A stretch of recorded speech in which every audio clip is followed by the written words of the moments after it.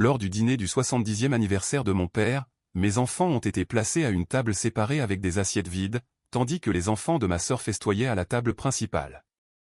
Ils pourront manger quand les invités auront fini, a souri ma sœur. Mon père a simplement hoché la tête en signe d'approbation. J'ai pris les manteaux de mes enfants et j'ai dit. Mes 3 enfants se tenaient près du porte-manteau avec leurs assiettes toujours vides, regardant leurs cousins se resservir de la côte de bœuf à 40 pieds de là. Ma sœur a lissé la nappe devant elle comme si elle redressait une couronne. Ils pourront manger quand les invités auront fini, a-t-elle dit, avec exactement le même sourire qu'elle m'adressait depuis que nous étions petites. Mon père, assis en bout de table avec la couronne d'anniversaire que ma fille lui avait fabriquée en papier de construction, a simplement hoché la tête. Il ne m'a pas regardé. Il n'a pas regardé mes enfants. Il a repris sa fourchette et s'est remis à son steak. Je me suis dirigé vers ce porte-manteau. J'ai pris 3 petits manteaux. Un avec une fermeture éclair cassée que je n'avais toujours pas réparée. Un autre, de taille trop grand, car il avait été récupéré. Le 3e avec un trou dans la poche où mon fils n'arrêtait pas de passer son pouce. J'ai aidé ma plus jeune à enfiler le sien. Et j'ai dit, assez fort pour que toute la salle privée entende, nous mangerons à la maison, là où personne n'a à mériter son dîner. Personne ne nous a arrêtés. Personne ne nous a suivis dans le parking. Et alors que j'attachais mon fils dans son siège auto, les mains tremblant si fort que je pouvais à peine manipuler le fermoir, je me suis fait une promesse. Je ne savais pas encore que moins de 2 ans plus tard, cette promesse coûterait à ma sœur tout ce qu'elle avait passé une décennie à construire. Et tout commencerait par un dossier en manie qu'elle ignorait que je trouverais. Je m'appelle Lana Thorne. Et avant de vous dire ce qu'il y avait dans ce dossier, je veux que vous compreniez exactement depuis combien de temps j'étais la fille pour qui personne ne planifiait le dîner. J'avais 26 ans quand mon mari est parti. Trandoyle n'est pas parti de façon spectaculaire. Pas de cris, pas de porte qui claque. Il est parti comme certains hommes le font, discrètement, sur une année, jusqu'au jour où le placard était à moitié vide, et où il y avait un mot sur le comptoir de la cuisine disant qu'il avait besoin d'espace pour faire le point. Il a fait le point à 2 états de distance avec une femme de son ancien travail. J'ai découvert que j'étais encore enceinte de notre 3e enfant 4 jours après son départ. J'avais un enfant de 2 ans, un autre de 4 ans, un bébé en route, et un compte courant avec $180. Je ne l'ai pas dit tout de suite à ma famille. Je savais déjà comment cette conversation se déroulerait, car je l'avais vu se produire pour d'autres aspects de ma vie une centaine de fois auparavant. Ma sœur, Marguerite, avait épousé un homme riche. Son mari dirigeait une chaîne de concessionnaires automobiles dans 3 comtés. Et à partir du moment où elle a dit oui dans une robe qui coûtait plus cher que ma première voiture, quelque chose a changé dans la façon dont nos parents nous regardaient toutes les deux. Ce n'était pas cruel. Pas au début. C'était plus subtil que ça. C'était la façon dont notre mère, avant de décéder, disait « Eh bien, la famille de Marguerite est très occupée », quand elle voulait une excuse pour rendre visite à ses petits-enfants un mardi au lieu de conduire 20 minutes de plus pour voir les miens. C'était la façon dont notre père, Desmond, demandait des nouvelles détaillées du récital de piano et des tournois de football des enfants de Marguerite et demandait aux miens « Vous vous tenez occupés ?» Au moment où mon divorce a été prononcé, je louais un appartement de 2 chambres au-dessus d'une quincaillerie, partageant une chambre entre mes filles, Fée et Della, tandis que mon fils Becket dormait dans un berceau coincé dans un coin de ma propre chambre. Je travaillais le matin dans un bureau de facturation médicale et le soir, je faisais l'inventaire dans un entrepôt 3 nuits par semaine parce que la garde de 3 enfants avec un seul revenu n'était pas un plan. C'était un problème de mathématiques que je n'ai jamais résolu. Ma sœur, pendant ce temps, rénovait un îlot de cuisine pour la 2e fois en 4 ans et publiait des photos de soirées de jeux en famille dans un salon plus grand que tout mon appartement. Je me souviens d'un Noël en particulier, à l'époque où Becket était encore un nourrisson, où la différence entre nos 2 vies était si évidente que je ne pouvais plus prétendre ne pas la voir.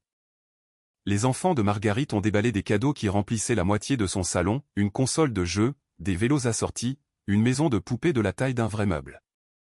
Mon père a donné à mes filles un seul paquet cadeau contenant un ensemble de livres de coloriage à partager et leur a dit, avec un sourire chaleureux qui a rendu les choses encore pires, « Vous, les filles, vous n'avez pas besoin d'autant. Vous n'êtes pas gâtées comme vos cousins. » Je n'ai rien dit. Je me suis dit que c'était plus simple ainsi, que faire une scène pour des livres de coloriage ne ferait que prouver cette chose tacite qu'ils croyaient déjà de moi. Que j'étais amère.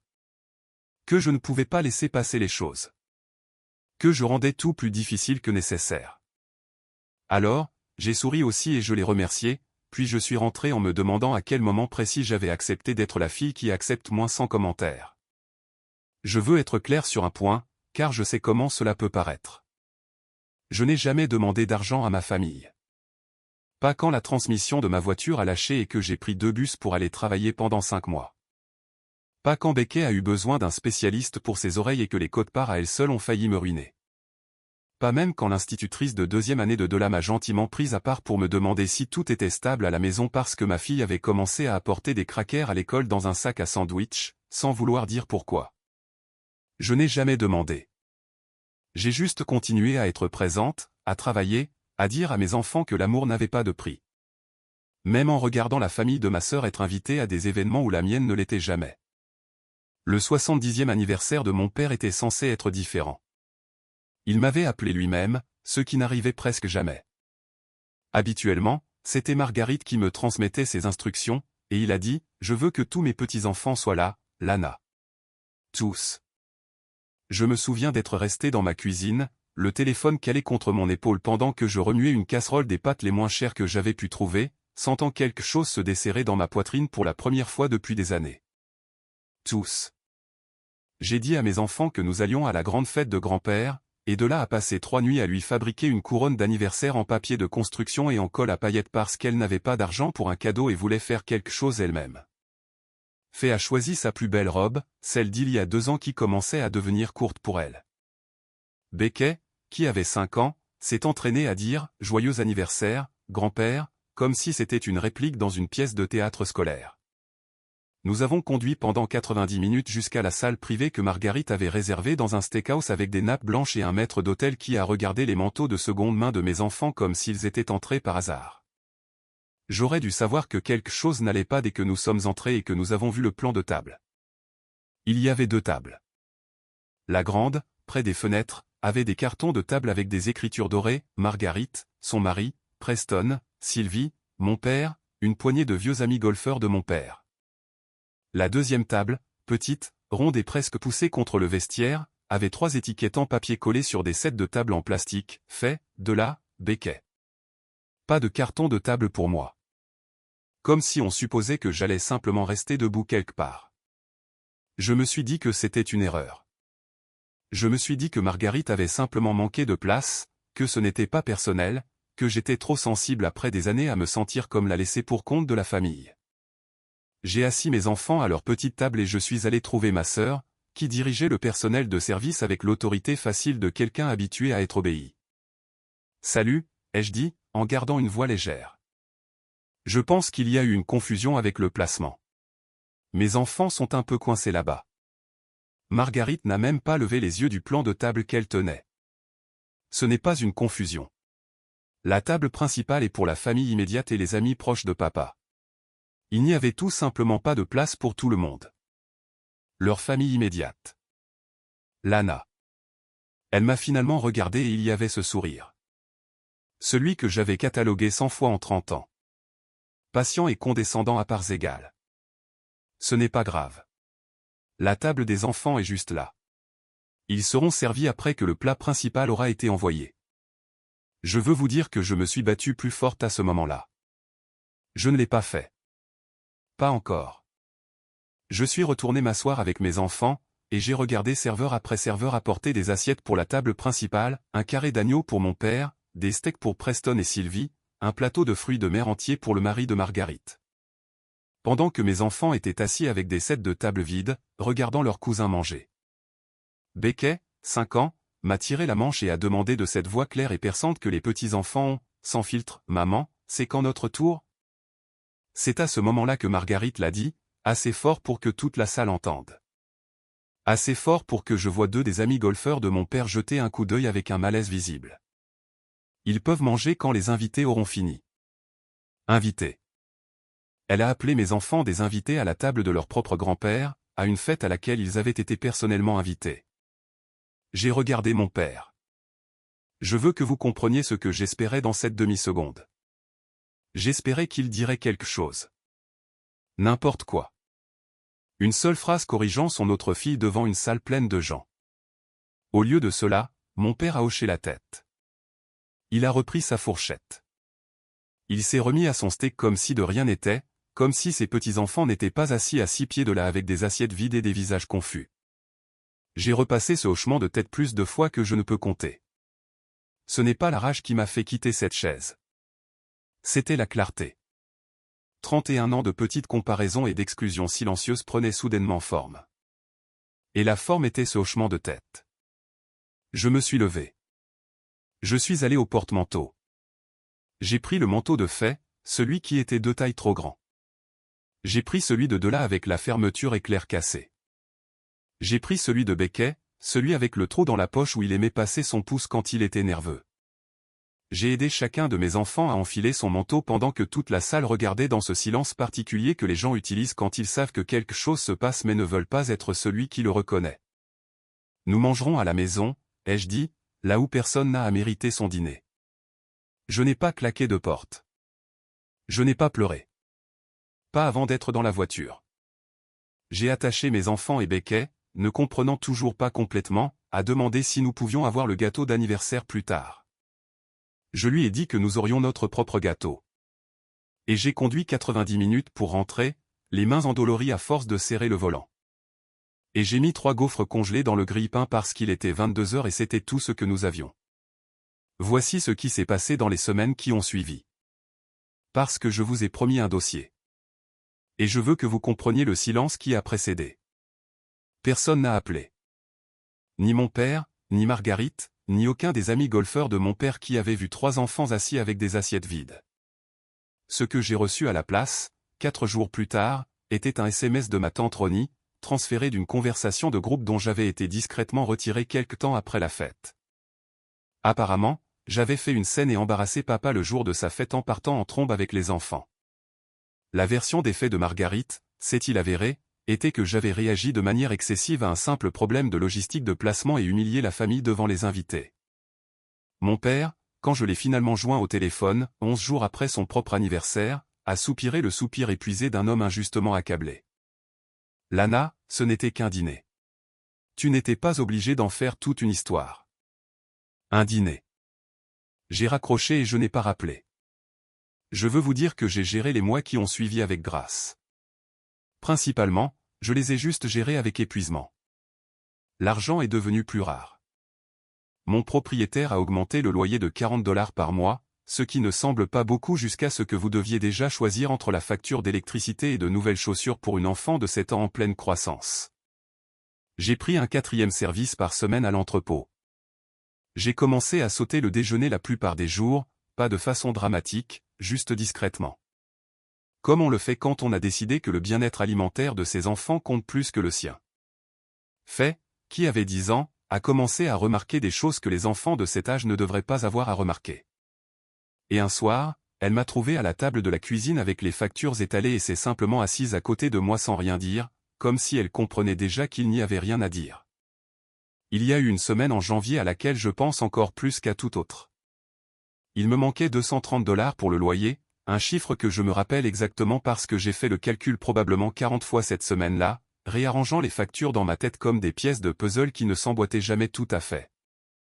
J'avais déjà vendu le seul bijou de valeur que je possédais, la bague de ma grand-mère, à un prêteur sur gage à 2 villes de là, pour que personne que je connaissais ne me voie entrer. Je me suis assise dans ma voiture sur le parking après et j'ai pleuré d'une manière que je ne m'étais pas autorisé à pleurer depuis le départ de Tran. Pas à cause de la bague elle-même, mais parce que j'ai compris à ce moment-là à quel point j'étais réellement au bord du gouffre. À une mauvaise semaine d'une conversation avec mes enfants sur l'endroit où nous allions dormir. Je n'ai pas appelé mon père. Il ne m'est même pas venu à l'esprit d'essayer. Cela, plus que tout, vous dit exactement à quel point la distance entre nous s'était creusée. Cette même semaine, l'institutrice de 2e année de Dela m'a convoqué pour une réunion à laquelle je ne m'attendais pas. Elle m'a dit gentiment que Dela avait commencé à apporter un sac à sandwich supplémentaire de crackers à l'école tous les jours et à les entasser dans son casier au lieu de les manger au déjeuner. Et quand l'institutrice lui avait demandé pourquoi, ma fille de 7 ans avait répondu qu'elle voulait s'assurer qu'il y en aurait en plus au cas où le dîner viendrait à manquer. Je me suis assise sur cette minuscule chaise en plastique destinée à un enfant et j'ai senti quelque chose en moi se briser et se réinitialiser en même temps. Je me suis promis en rentrant chez moi cet après-midi-là que je trouverais un moyen de sortir du mode survie, même si cela devait me coûter tout ce que j'avais, parce que mes enfants absorbaient une sorte de précarité que je ne voulais jamais qu'ils portent à l'âge adulte comme je l'avais fait. La personne qui m'a maintenu debout cet hiver-là n'était pas de la famille. C'était ma propriétaire, une femme nommée Presley Jude, qui possédait la quincaillerie en dessous de notre appartement et avait vu mes enfants grandir en montant les escaliers devant son comptoir. Presley avait plus de 60 ans, le regard vif, le genre de personne qui remarque quand les lumières d'un locataire sont allumées après minuit. 3 nuits de suite. Elle a commencé à laisser des choses devant ma porte. Un sac de vêtements trop petit de sa nièce pour les filles, un gratin, parce que j'en ai fait trop. Jamais un mot à ce sujet par la suite. Un soir de février, alors que je montais les courses dans les escaliers avec Becky sur ma hanche, elle m'a arrêté dans la cage d'escalier et m'a dit « Tu sais, tu n'as pas à faire tout ça comme si tu étais la seule personne au monde à avoir jamais été brisée et seule. » Je lui ai dit, à moitié en plaisantant, à moitié sérieusement, que c'était bien l'impression que ça donnait. Elle a ri, sans méchanceté, et a dit quelque chose que je n'ai pas pleinement apprécié avant des mois plus tard. La famille, ce ne sont pas les gens qui partagent ton nom de famille, Lana. Ce sont les gens qui se présentent quand il n'y a rien à y gagner pour eux. Presley est devenue la personne à qui je parlais quand les choses devenaient difficiles, et finalement la personne qui m'a aidé à voir un chemin pour sortir du trou dans lequel j'étais. Elle connaissait un comptable qui avait besoin d'aide à temps partiel pour saisir des chiffres, un travail que je pouvais faire certains soirs depuis ma table de cuisine une fois les enfants couchés. C'était mieux payé que l'entrepôt, et ça utilisait une partie de mon cerveau qui était en sommeil depuis avant la naissance de Faye. Je me souviens encore de la première semaine de ce travail, à veiller après minuit une fois les 3 enfants enfin endormis. Plissant les yeux devant des feuilles de calcul sur un ordinateur portable d'occasion avec un coin fissuré et ressentant quelque chose que je n'avais pas ressenti depuis des années. La compétence. Pas de la gratitude pour des miettes, pas le soulagement de survivre un mois de plus, juste la satisfaction simple et constante d'être doué pour quelque chose et d'être payé équitablement pour cela. En 4 mois, j'avais trouvé 2 autres petites entreprises clientes faisant la même chose, principalement grâce au bouche à oreille après que le premier client eut mentionné à un ami que ses comptes n'avaient jamais été aussi clairs. En 8 mois, j'avais discrètement bâti ma propre modeste pratique de comptabilité, gérée depuis cette même table de cuisine, une feuille de calcul à la fois. J'ai d'abord abandonné les services à l'entrepôt, puis finalement aussi le travail au bureau de facturation. Le jour où j'ai réalisé que mes revenus de cliente avaient finalement, discrètement, dépassé les 2 combinés, je n'ai pas célébré avec quelque chose d'extravagant.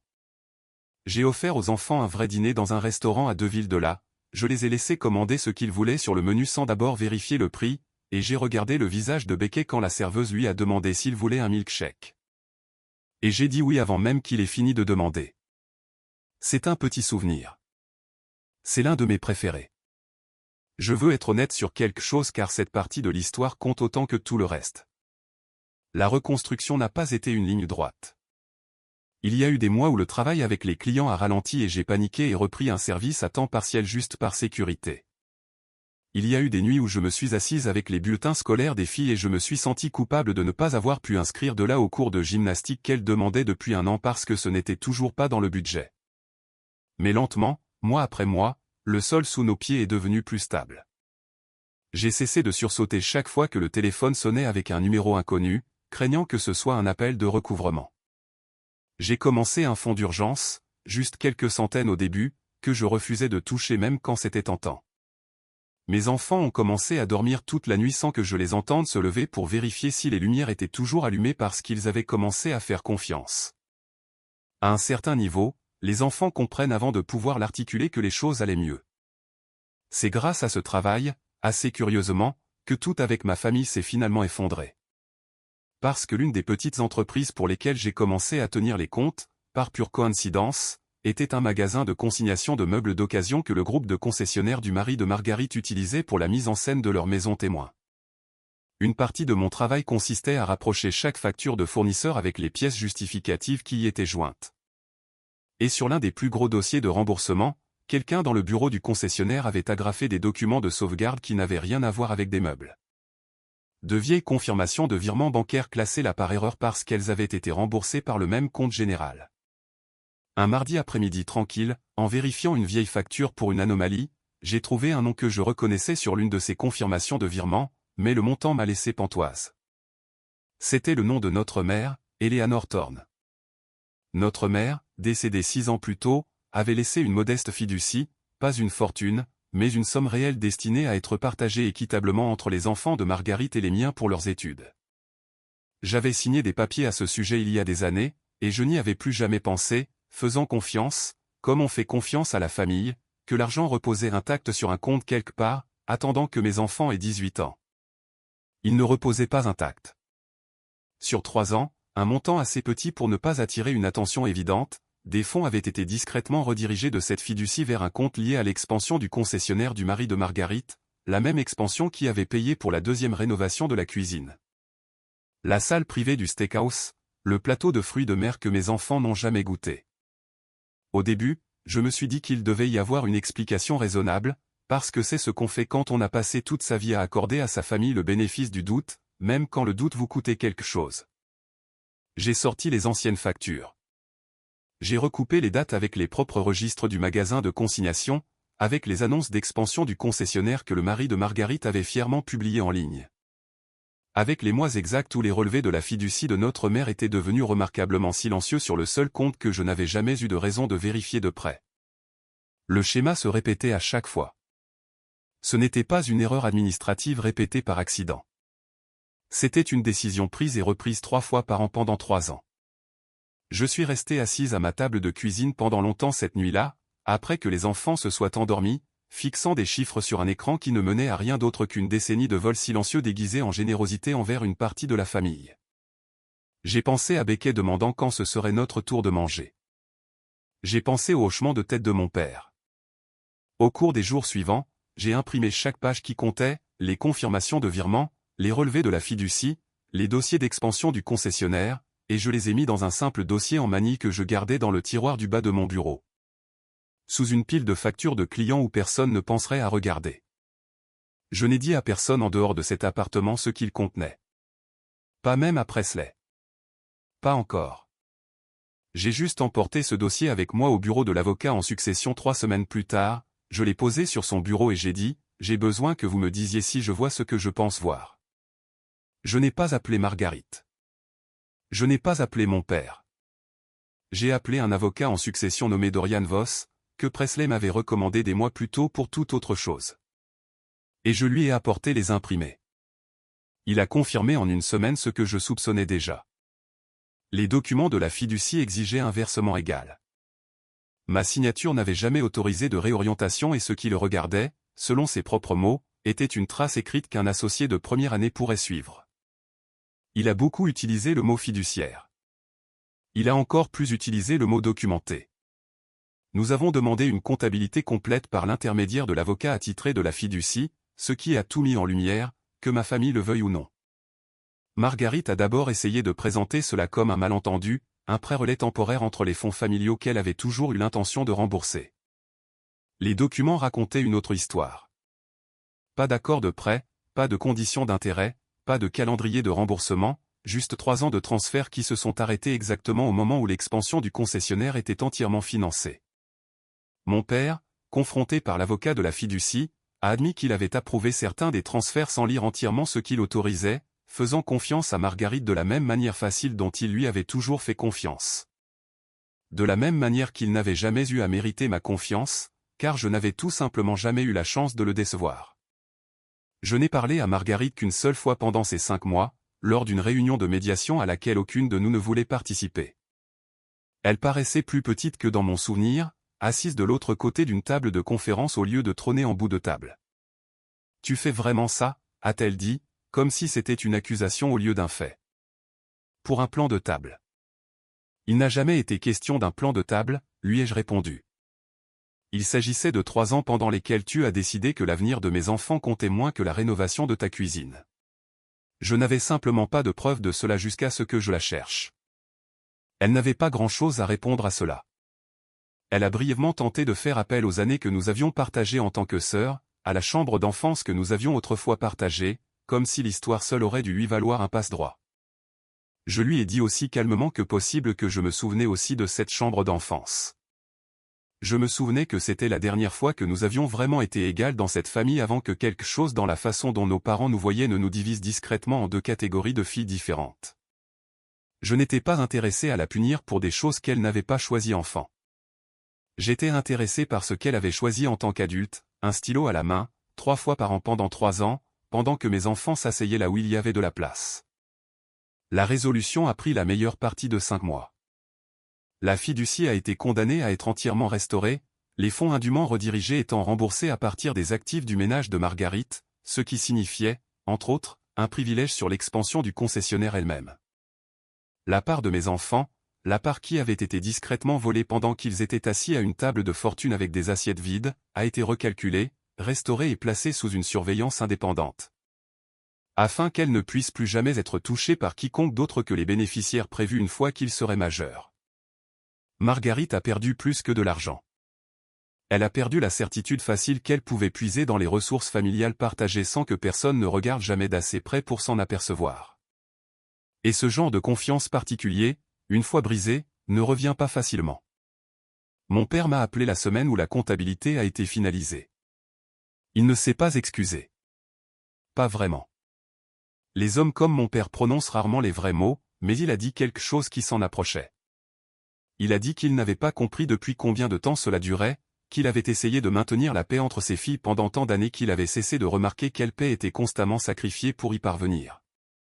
Je lui ai demandé, parce que j'avais enfin la légitimité de le demander clairement, pourquoi il avait hoché la tête ce soir-là au steakhouse au lieu de dire un seul mot pour la défense de ses petits-enfants. Il est resté silencieux un long moment au téléphone. Je ne voulais pas faire de scène à ma propre fête, a-t-il finalement dit. Je lui ai dit que c'était exactement le problème, qu'éviter une scène avait coûté un dîner à mes enfants, et pire encore, leur avait dit sans qu'un seul mot ne soit nécessaire exactement où il se situait à ses yeux. Je lui ai dit que j'appréciais son appel et je le pensais. Mais je lui ai aussi dit calmement que je ne ramènerais pas mes enfants dans une dynamique familiale où ils s'assoient séparément et mangent en dernier, que ce soit à une table d'anniversaire ou dans une fiducie familiale. S'il voulait une relation avec ses petits-enfants à l'avenir, cela se ferait sur un pied d'égalité, ou cela ne se ferait pas du tout. Plus de tables séparées, au sens littéral ou figuré. Il a essayé, lentement, dans les mois qui ont suivi, de manière qui semblait petite au début et qui n'ont pris de l'ampleur qu'avec le temps. Il est venu un samedi au printemps pour le tout premier match de baseball de Becquet, s'est assis sur un gradin pliant au soleil pendant 2 heures, et est resté après pour dire à Becquet, spécifiquement, qu'il avait l'air en forme sur le terrain. Pas un compliment général lancé à tous les enfants à portée de voix, mais une phrase adressée uniquement à mon fils. Il a emmené Faye et de la déjeuner un jour de semaine où je ne pouvais pas m'absenter du travail, juste elle deux et lui. Et Faye m'a dit après, un peu stupéfaite, qu'il lui avait posé de vraies questions sur le collège, et avait attendu la réponse complète au lieu de vérifier son téléphone. Et un dimanche après-midi, il s'est assis avec mes 3 enfants, un par un, et a dit à chacun individuellement qu'il était désolé pour le dîner d'anniversaire, qu'il aurait dû dire quelque chose dès que ça a commencé au lieu d'attendre que ça leur ait déjà fait du mal. Becquet, qui avait 6 ans à l'époque, lui a dit que ce n'était pas grave. Je n'ai pas corrigé mon fils sur le moment, mais j'ai dit à mon père après, en privé, que ce n'était pas grave. C'était juste pardonner, et que ce n'était pas la même chose, et que j'avais besoin qu'il comprenne la différence à l'avenir. Une carte d'anniversaire pour Becquet est arrivée à temps cette année-là avec un mot à l'intérieur disant qu'il était fier de lui. La première fois en 5 ans que mon fils entendait ces mots de son grand-père par écrit. Ce n'est pas tout. Ce n'est pas l'enfance que j'aurais souhaité que mes enfants aient de ce côté de la famille depuis le début. Mais c'est honnête et c'est mérité, ce qui est plus que ce que je n'ai jamais eu auparavant. Marguerite et moi ne nous parlons pas. Je ne dis pas cela avec satisfaction. Exactement. Elle est toujours ma sœur et une partie de moi aura toujours mal en pensant à ce que notre relation aurait pu être si elle avait ne serait-ce qu'une fois traité mes enfants comme s'ils avaient leur place à la même table que les siens. Mais j'ai cessé d'attendre que cette version d'elle apparaisse. J'ai construit quelque chose de plus stable à la place. Ma pratique de comptabilité soutient maintenant entièrement ma famille, avec suffisamment de clients réguliers pour que j'ai finalement dû en refuser quelques-uns au printemps dernier par manque d'heures dans la journée. J'ai quitté l'appartement au-dessus de la quincaillerie au printemps dernier également, pour une petite maison avec un vrai jardin, 3 vraies chambres, et une table de cuisine assez grande pour que personne n'ait jamais à manger ailleurs. Presley passe encore la plupart des week-ends, généralement avec quelque chose qu'elle a fait en trop grande quantité, et elle est devenue plus une famille pour mes enfants maintenant que la moitié des gens qui partagent leur sang. Elle était là le jour où nous avons emménagé, debout dans le salon vide avec une boîte à outils, et elle a regardé les cartons et les murs nus et a dit, « Eh bien, on dirait que quelqu'un a enfin construit une table assez grande. » Le mois dernier, Faye a eu 11 ans. Nous avons eu un gâteau dans notre propre cuisine. Tous les 4 à la même table. De vraies assiettes. Personne n'attendait le tour de quelqu'un d'autre.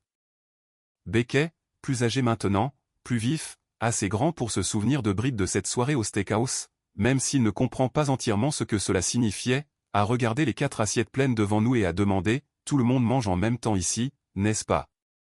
Je lui ai dit que c'était la seule règle qui avait jamais compté pour moi, et que ce serait toujours le cas tant qu'il vivrait sous mon toit. Je pense parfois à ce dîner, au manteau, aux assiettes vides, au hochement de tête de mon père, plus souvent que je ne le devrais probablement, étant donné le chemin que nous avons tous parcouru depuis. Je pensais que le pire de cette nuit était l'humiliation, d'être debout devant une salle pleine de gens pendant qu'on disait discrètement à mes enfants qu'ils n'étaient pas à la hauteur. Je ne le pense plus. Je pense que le pire était d'avoir presque cru pendant 31 ans qu'il était normal que l'amour vienne avec un plan de table, que certains enfants coûtaient simplement moins cher à aimer ouvertement que d'autres, et que les miens s'étaient vus attribuer le siège le moins cher avant même leur naissance. Il a fallu perdre une soirée entière avec mon père, et presque perdre complètement pied en janvier, pour comprendre que le plan de table n'a jamais été le vrai problème. Il n'a jamais été que la preuve d'un problème qui existait depuis très longtemps. Alors je vous poserai la même question que j'ai dû me poser sur ce parking avec 3 manteaux dans les bras. Si les personnes qui sont censées vous protéger ne cessent de prouver encore et encore où se situe votre place, combien de dîners supplémentaires êtes-vous prêt à subir avant de vous lever et de partir ?